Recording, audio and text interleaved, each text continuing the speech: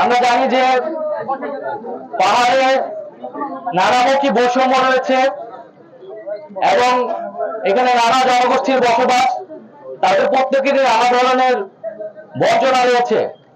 আমরা কিন্তু লড়াই সংগ্রাম করে একটা নতুন বাংলাদেশের স্বপ্ন দেখছি, যেখানে আমরা সবাই একসাথে সম্প্রীতির সাথে সকলের অধিকার নিশ্চিত করতে পারবো এবং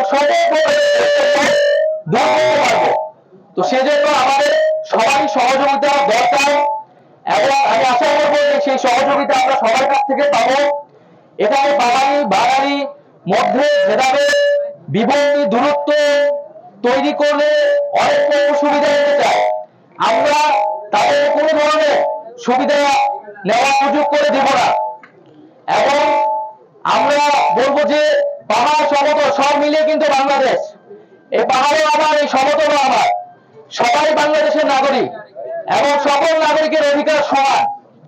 তো সেই জায়গাটায় আমাদের শ্রদ্ধা সম্মান রাখতে হবে। আমাদের সকল নাগরিকের অধিকার, তাদের ভাষা, সংস্কৃতি সবকিছুকে শ্রদ্ধা সম্মান করে একত্রে বসবাস করতে পারি, সকলের অধিকার যাতে সেখানে রক্ষা করা হয়। তো সরকারের জায়গা থেকে আমরা কাজ করে যাচ্ছি, আমরা সকল পক্ষের সাথে